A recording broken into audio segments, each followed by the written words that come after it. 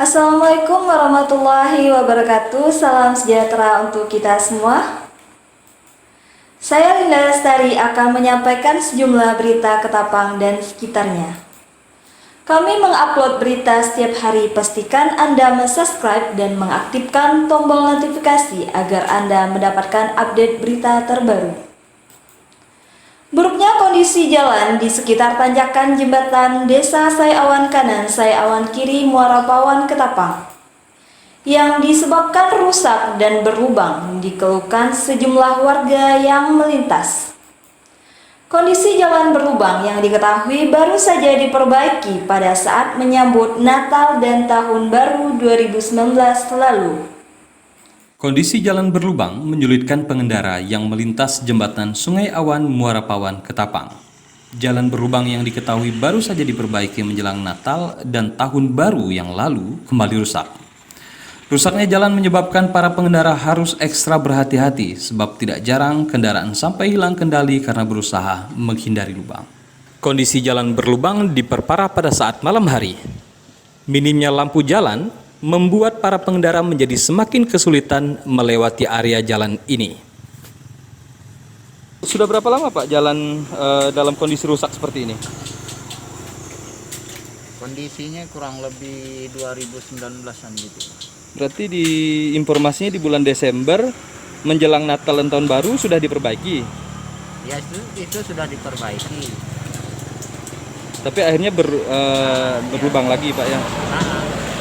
Banyak masyarakat yang atau ada yang terjadi korban kecelakaan atau sejenis nggak Pak dengan jalan berlubang seperti ini? Nah, kemarin itu daerah orang yang jalan Pematang Pukur itu, nah, tapi terjadinya itu malam. Malam. Ya pernah terjadi kecelakaan di lubang situ. Ya. Mengganggu nggak Pak jalan berlubang seperti ini di area jembatan? Ini sangat mengganggu sekali karena sangat rawan sekali untuk para pengendara itu. Harapan untuk pemerintah daerah ke depan untuk penanganan jalan ini? Ya mudah-mudahan ada solusinya lah bagaimana supaya jalan ini bisa diperbaiki. Penanganan lubang jalan saat ini hanya dengan ditambal tanah hasil swadaya masyarakat sekitar bersama dengan Polsek Muara Pawan. Masih seputar buruknya kondisi jalan, sepanjang jalan Brigjen Katamso, Desa Sukaharja, yang melintasi beberapa perusahaan juga ikut mengalami kerusakan. Sejumlah lubang mengganggu aktivitas pengendara yang melintas. Menjadi tempat area keluar masuknya kendaraan berat, aktivitas perusahaan dan pelabuhan disinyalir menjadi sebab rusaknya jalan Brigjen Katamso yang tidak jauh dari kawasan Pelabuhan Sukaharja. Kondisi jalan rusak dikeluhkan masyarakat sekitar. Kondisi jalan yang rusak menjadi rawan kecelakaan. Bapak sendiri, jalan yang rusak di sini ini paling besar itu disebabkan oleh apa nih Pak? Kalau yang jalan yang rusak ini yang bagian besar itu seperti yang dilewati oleh tronton-tronton yang tidak sesuai dengan kapasitas jalan. Katakanlah yang sudah 50 ton ke atas, sudah 30 ton ke atas. Jalan ini kan jalan dulu rawa, ini timbunan semua nih. Di bawahnya tanah lempung, kayu-kayu di bawah ini. Maka tanah di sini kan apabila lewat kendaraan berat, kendaraan besar dia goyang. Sehingga semen-semen yang ada di atas, aspal yang ada di atas itu retak. Retak timbullah dia itu pecah-pecah masuklah air. Apabila hujan timbullah pelebaran daripada rusak jalan ini. Melalui rekaman warga setempat, terlihat kepanikan sejumlah warga mengetahui jika salah satu warga mereka tenggelam. Korban yang masih balita lepas dari pengawasan sang ayah saat pergi ikut memancing di tepi sungai Muara Pawan, Ketapang. Peristiwa tenggelamnya seorang bocah bernama Safdan Khalik berusia 4 tahun 11 bulan, warga desa Tanjung Pasar, Dusun Sungai Benuang, RT 005, RW 002 Muara Pawan, Ketapang, pada Selasa 2 Juni 2020, sekitar pukul 15.30 waktu setempat, sontak menggegerkan warga Tanjung Pasar. Korban yang mengikuti sang ayah Suhadi memancing kelanting di tepian Sungai Pawan lepas dari pengawasan. Sang ayah yang baru mengetahui setelah mendapatkan informasi dari saudari Mulyani yang melihat korban tercebur ke sungai. Dibantu warga setempat, tubuh korban berhasil ditemukan namun sudah dalam keadaan tidak bernyawa. Jenazah korban ditemukan 15 meter dari TKP di bawah rumah saudara Yanto pada pukul kurang lebih 16.45 waktu setempat. Sejumlah warga tampak terlihat memberikan pertolongan, namun disayangkan nyawa Sabdan Khalik tidak dapat diselamatkan. Jenazah telah dikebumikan pada pagi tadi, Rabu 3 Juni 2020. Berikut wawancara kami dengan Babin Kamtipmas Tanjung Pasar Polsek Muara Pawan, Bapak Bribka Isa Ansori.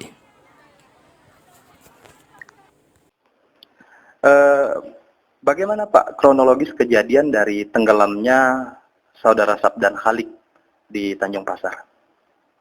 Ya, menurut informasi yang saya dapat pada saat kejadian, karena pada saat itu ada hajatan di RT 5 juga, itu tidak jauh dari rumah korban. Jadi posisinya banyak fokus tertuju pada acara tersebut. Nah, pada saat sekitar jam 15.30-an itu lebih, itu korban dengan bapaknya yang saudara Suhadi itu mancing di belakang rumah. Posisi bapaknya itu di kato, dan posisi korban itu di lanting, ya kurang lebih sekitar 4 atau 5 meter itu. Ya, dalam posisi membelakangi. Jadi bapaknya pada saat korban itu jatuh, itu informasinya bapaknya tidak melihat. Jadi waktu itu yang melihat kejadian tersebut siapa Pak? Yang melihat kejadian tersebut adalah saudari Mulyani, umur 8 tahun, itu pada saat mandi, itu melihat korban jatuh dan tidak timbul lagi.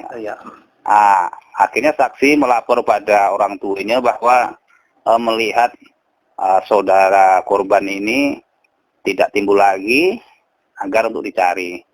Setelah itulah bapaknya baru sadar bahwa anaknya itu udah tidak ada lagi di belakangnya, tinggal joran pancingnya.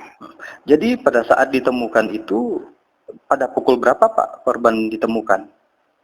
Itu ditemukan sekitar antara pukul 16.40 kalau salah itu.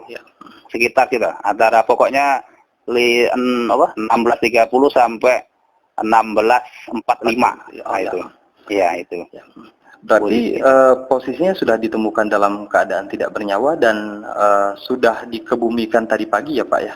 Iya, posisinya pada saat ditemukan itu jaraknya itu kurang lebih 10 sampai 15 meter dari TKP jatuhnya. Jadi di bawah rumah saudara Yanto itu ya jaraknya itu kurang lebih sekitar 10 sampai 15 meter lah dari TKP jatuhnya itu. Demikian cuplikan wawancara kami dengan Bribka Isa Ansori, Babin Kamtipmas Tanjung Pasar Polsek Warga Muara desa Sai Awan Pawan, Ketapang. Kiri, Muara Pawan, Ketapang mendatangi kantor desa demi menyampaikan permasalahan sejumlah bantuan sosial bagi terdampak COVID-19. Warga yang merasa tidak tepat sasaran penyerahan bantuan beramai-ramai menemui Kades Desa Sai Awan Kiri. Suasana pertemuan yang tidak kondusif membuat masyarakat dan pengurus desa nyaris terlibat keributan. Kita sepakat dulu ini, ini kan mancing-mancing mana kami. Kita sepakat dulu ini, Bu. Sepakat dulu. Bahwa jangan bacak-bacak.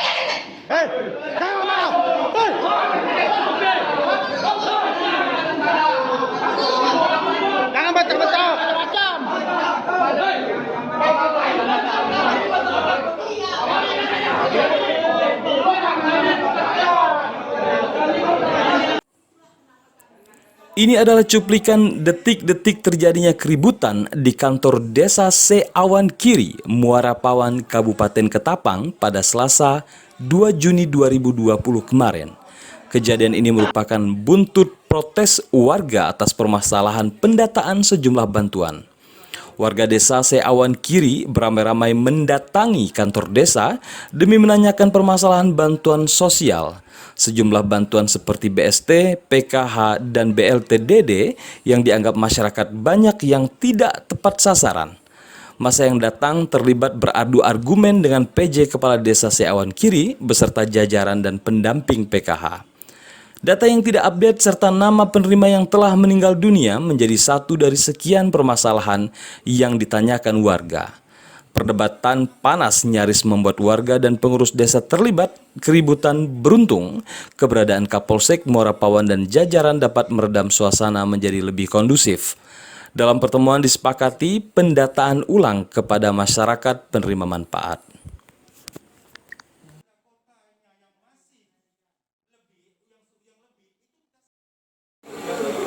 Hari ini tuntutan apa Pak yang diajukan masyarakat? Ya, tuntutan kami sebagai masyarakat yang pertama masalah PKH. PKH ini adalah satu yang tumpang tindih yang bagaimana orang-orang yang menerima itu berdasarkan keinginan pemerintah pusat membantu dengan PKH ini, yaitu perkeluarga yang sejahtera. Tapi setelah udah dibantu kan udah ada peningkatan taraf hidup. Artinya orang-orang ini juga tidak berhak lagi untuk menerima. Cuman penjelasan dari tadi pendamping PKH, mereka belum bisa untuk merombak daripada orang-orang yang memang dapat ini untuk tidak dapat lagi. Tapi dengan jalan katanya diberikan stiker miskin. Mudah-mudahan itu efektif. Berkaitan dengan BST yang kemarin sempat diambil oleh warga-warga kita di sini, itu terdapat data-data orang-orang yang memang tidak layak untuk menerima. Yang pertama ada honor, yang kedua orang yang sudah mati tapi ada namanya, yang ketiga memang taraf hidupnya itu memang mampu tapi dia menerima. Nah, ini kami tuntut dari pemerintah desa dalam hal ini untuk segera merubah data ini supaya mereka yang sudah dapat ini tidak lagi mendapatkan alokasi dana BST. Terus yang ketiga berkaitan dengan BLT. Nah, BLT ini jangan ada tumpang tindih. Harapan kita sebagai menyambung aspirasi rakyat atau masyarakat Sungai Kiri khususnya, jangan ada tumpang tindih yang udah dapat PKH, yang udah dapat BST, yang udah dapat BNPT atau bantuan pemerintah lainnya, jangan sampai ada dapat lagi. Yang kedua, kita berharap kepada orang-orang yang mendata, yang ditunjuk oleh pemerintah desa dalam hal ini, untuk mendata sedemikian rupa supaya betul-betul berasas keadilan. Tidak artinya itu kepentingan kolega, kepentingan kelompok, keluarga dan lain sebagainya. Artinya yang layak nerima walau keluarga masukkan, tapi yang tidak artinya walau keluarga pending. Itu harapan kami kepada pemerintah desa. Mudah-mudahan hal ini bisa diakomodir sedemikian rupa supaya berasas keadilan bagi seluruh rakyat atau masyarakat desa Senkiri. Mungkin itu yang dapat saya sampaikan. Data selama ini kan tidak sesuai dengan data yang kami ajukan. Sekali keluar itu data-data yang memang zaman dahulu itu memang tidak mampu. Sekarang udah mampu, masih masuk. Data yang meninggal itu masih masuk. Berarti ini disinkronisasinya dari pemerintahan desa atau di tingkat otoritas yang mana, Bu? Sebenarnya ini kemarin itu ada namanya perbaruan aplikasi CNJ. Cuman pada saat itu, pada saat kami konfirmasi ke dinas sosial, data itu tidak bisa kami buka di tingkat desa, kan? Sehingga kami pada saat tanggal 30 April itu mengirimkan surat memohon permintaan data di TKS, karena data bantuan BNPT yang terakhir kali keluar itu data lama, data orang yang meninggal, data orang yang sudah hamil. Jadi artinya tidak sesuai dengan update yang sudah dibuat desa dan kawan-kawan. Jadi mereka tuh pada saat itu saya tanyakan, kok data di desa ini tidak bisa kami buka, tidak bisa kami lihat. Mereka beralasan data ini masih dalam proses validasi ke pusat, kan? Jadi udahlah kami tunggu sampai data bantuan dari beras dari provinsi data itu keluar. Itu saya tanyakan lagi. Ini untuk data yang disinkronisasi itu, Bu, BTS, BLT atau PKH yang sekarang jadi pertanyaan masyarakat?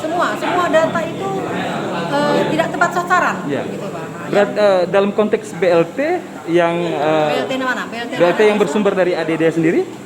Untuk BLT-DD gini, untuk BLT-DD karena kami tidak bisa menggunakan data DTKS karena data DTKS itu tidak tepat sasaran.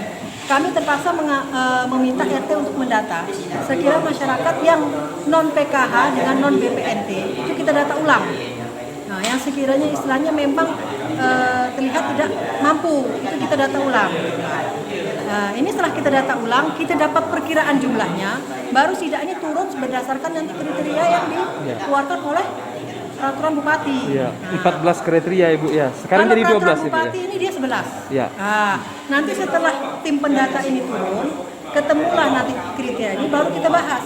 Kita gunakan sesuai dengan kriteria itu, atau kita nanti menggunakan kriteria menurut versi desa. Itu nanti kita bahas di Musdes. Kita Artinya tetapkan. berarti kriteria ini sendiri masih mungkin untuk membuat kebijakan di tingkat desa? Ya, itu karena kita sesuaikan dengan situasi dan kondisi di desa. Karena terus terang kalau kita menggunakan kriteria itu, terus terang di desa ini tidak ada. Tapi memang ada beberapa orang yang sebenarnya itu memang harus dibantu gitu Bang. Dalam konteks pembuatan kebijakan yang di desa, Ibu, payung hukumnya biasanya Kami Ibu Musdes, oh iya. Musdes, kami Musdes, istilahnya kesepakatan bersama.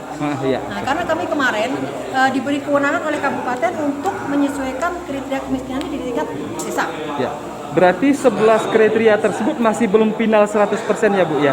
Belum final, Ya. karena nanti kita lemparkan lagi ke melalui Musdes nanti kan, BPD. Kalau memang kita menggunakan 11 ya kita gunakan 11. Ada beberapa list nama termasuk salah satu sekdes dari Desa Sungai Awan Kiri yang masih menerima, yang namanya menerima.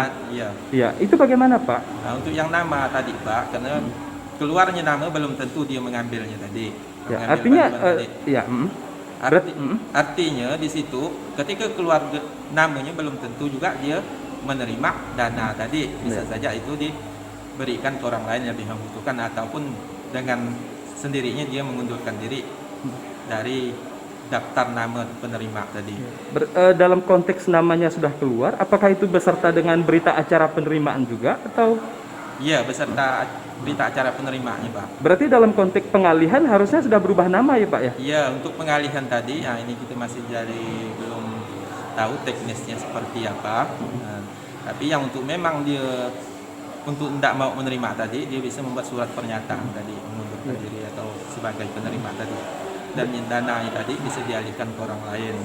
Dalam kondisi-kondisi yang nama ada tetapi dana tidak ada, apakah ini perkara permasalahan teknis di pendataan pusat atau ini di penjaringan nama pada saat memasukkan informasi yang berhak menerima atau di mana Pak? Nah, prosedur proses namanya ada tapi tidak pernah menerima tadi itu terkait teknis sistem jaringan Pak. Nah, biasanya dalam jaringan tadi kita ada sinyal tadi ada terkadang terputus. Nah, ada sebagian data tadi datanya tidak terupload penuh. Jadi ketika keluar nama BNBA, nama penerima tadi tidak muncul lah tadi. Dalam konteks dia sudah ada nama, namanya ada tetapi dia tidak menerima dananya, pengalihan dananya berdasarkan apa Pak? Untuk itu yang namanya ada di sistem tadi ada namanya setiap tahunnya tadi, ketika namanya ada tapi tidak pernah transaksi atau tidak pernah merambi tadi, bantuannya ditarik pusat semula. Nah, yang PKH tadi. Nah, ketika dia di tahun berikutnya masih ada namanya tadi, kalaupun memang ada orangnya dia akan mengikuti tahap berikutnya tadi jumlah nominal, dan dana yang sudah ditarik pusat tadi tidak bisa dikembalikan lagi karena itu sudah menjadi kas negara. Banyaknya pedagang yang berpindah dari Pasar Rangga Sentap ke Pasar Ratu Melati membuat aktivitas jual beli di Pasar Rangga Sentap tampak sepi. Perpindahan para pedagang juga membuat omset pedagang yang tersisa turun drastis. Sepinya aktivitas jual beli di pasar daerah Rangga Sentap membuat sejumlah pedagang mengeluhkan penurunan omset secara drastis. Berpindahnya sebagian besar pedagang ke Pasar Ratu Melati dituding menjadi penyebab lumpuhnya aktivitas pasar daerah terbesar di Ketapang. Lapak-lapak yang kosong menjadi pemandangan baru yang terlihat di sekitar pasar. Nah jadi Pak, omset Bapak berkurang berapa banyak dari waktu belum pindah? Bisa dihitung Pak. Biasanya dapat berapa Pak kalau waktu belum pindah? Kalau di waktu itu Pak, waktu orang ramai, pasaran sini memang alhamdulillah Pak. Bisa dapat berapa Pak per hari? Ya per hari 10 juta, 5 juta penjualannya, bukan untungnya. Kalau sekarang ini udah jauh Pak, tidak bisa dihitung. Ini paling tinggi berapa Pak? Ya paling tinggi 2 juta. Berarti berkurang sampai 80% Pak ya? Iya, sapinya ini beli sapi 20 juta, 15 juta. Ya. Kapan Pak pasar Rangga Sentap mulai banyak pedagang Rangga Sentap mulai pindah ke pasar Melati Pak? Itu sejak tanggal 16 Pak. Tanggal 16 sekitar 2 bulan yang lalu. Ya. Mereka mengadakan pindah ke pasar Melati. 16 bulan apa Pak? Bulan berapa ya? Bulan Arwah. Bulan berapa ya Pak Tuan? Bulan 3 Pak. April lah ya, 16 April Pak ya. Ya, April. Bulan 4. Itu mulai pelan-pelan berpindah atau sekaligus Pak? Sekaligus Lanjut. Maka saya dengar itu kalau buka ya Bayu sini, saya mendengar informan, tapi tidak jelas. Ya. Informan saya jelas kalau ada yang buka, saya buang. Saya bilang buang silahkan. Jadi Pak, tinggal berapa pedagang yang masih ada? Aduh, di sini dah dia cuma ini ya. Tunggu lalat Pak kalau di sini ini. Cuma tinggal 2-3 orang lah Pak, 5-6, 7-8 orang lah Pak. Apakah sesuai apa tidak Pak? Karena di sini sepengetahuan saya ini pasar pemerintah Pak. Ada perdanya, jelas. Kok kenapa di kampung-kampung kayak kuburan, kayak kandang sapi macam ini Pak? Benarkah tidak? Saya bilang. Kenapa tidak sesuai? Mereka seolah-olah menentang pemerintah Kabupaten Ketapang. Selama 1 minggu, ini udah berapa lama Pak? Melalui organisasi kemasyarakatan yaitu Forum Komunikasi Rakyat Indonesia, mengklaim membantu mengorganisir kembali para pedagang dengan pelaksanaan registrasi ulang. Registrasi ulang kita